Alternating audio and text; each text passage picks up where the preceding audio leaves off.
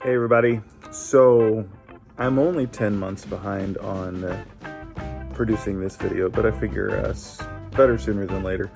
I'm also laid up at home with a pretty bad knee injury, so I figured I would take advantage of this time to catch up since I will not be able to work on the car for a while. So pay no attention to this and where I am because I would rather be working on the car. But this is going to be kind of a hot mess of just a bunch of random stuff, things that I've done over the last 10 months that I'm going to break up into multiple videos because it would be way too long. So here's the first one. I don't even know yet what it is, so this is it. Well, here it is.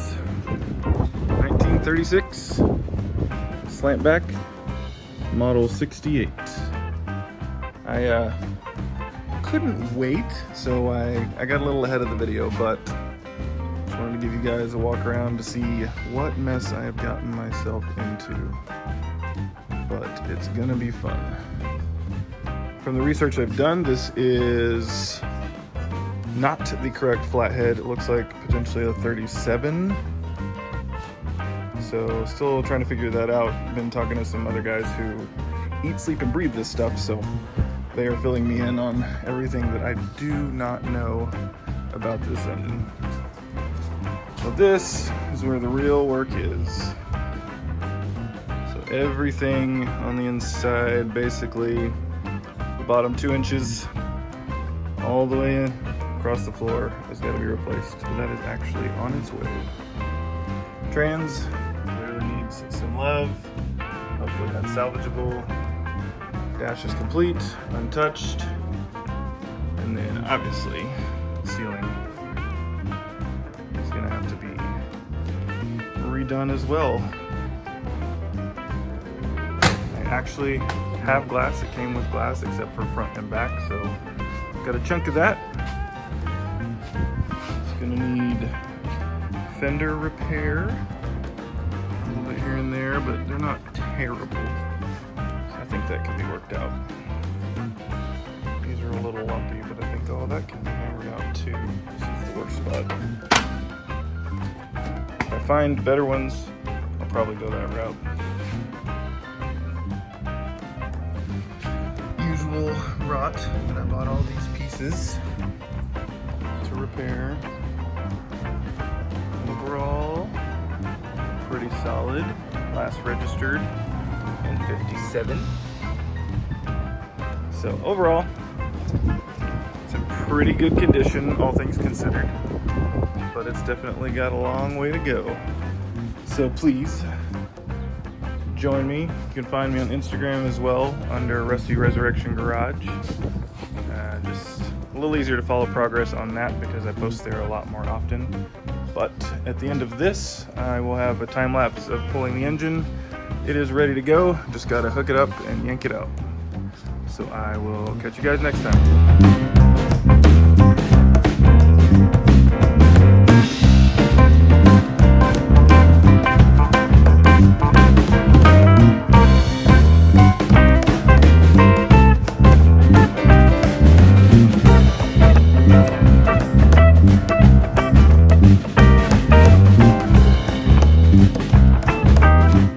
Alrighty, here it is.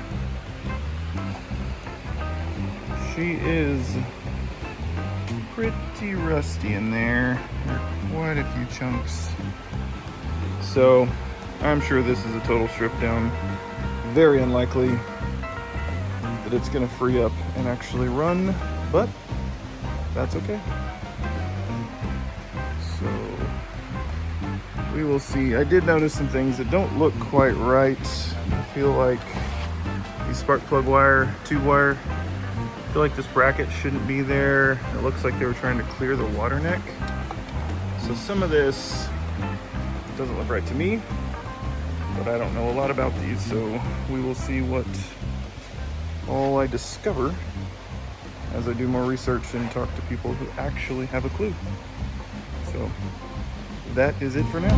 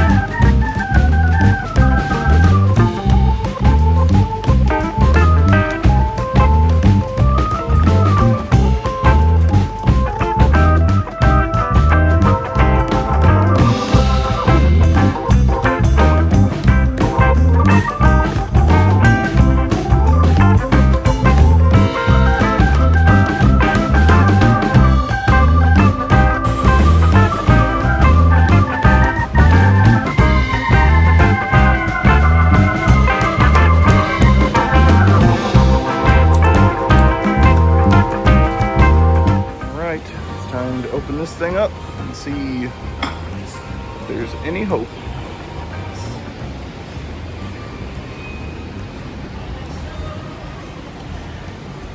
Well, I was definitely expecting this thing to be rusted to heck, but actually, other than that, it's pretty dang good and oily, and actually not a lick of rust on the bottom end. So who knows? Maybe it can be saved.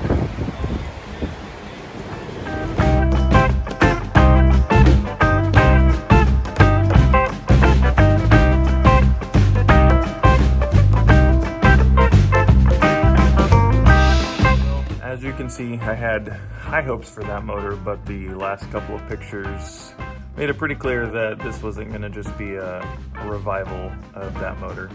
Turns out I was just too far gone for my budget, so I actually already sold that motor to someone else who plans to do a full rebuild. I just couldn't spend what it takes to rebuild a flathead right now. So I was fortunate to find a running motor, and there will be more about that coming up soon. It did run, but there were a few issues that I found, so that video is coming out soon. There's actually a time lapse already in my channel about that motor build, but I'm going to go into a little more detail on that when I get to it. So that's probably the next video, and then after that, if not that one, then the next one will be starting on the floors, which was a pretty involved process because there was nothing left. So stay tuned, and I'm probably going to go ahead and crank that one out after this one, and hopefully have 3 or 4 videos coming out in about 3 or 4 weeks, 1 week at a time. So stay tuned, and hopefully I can get caught up so that when I'm actually able to work on the car again, I can, keep up a little better and keep things rolling, literally. So I'll see you guys next time.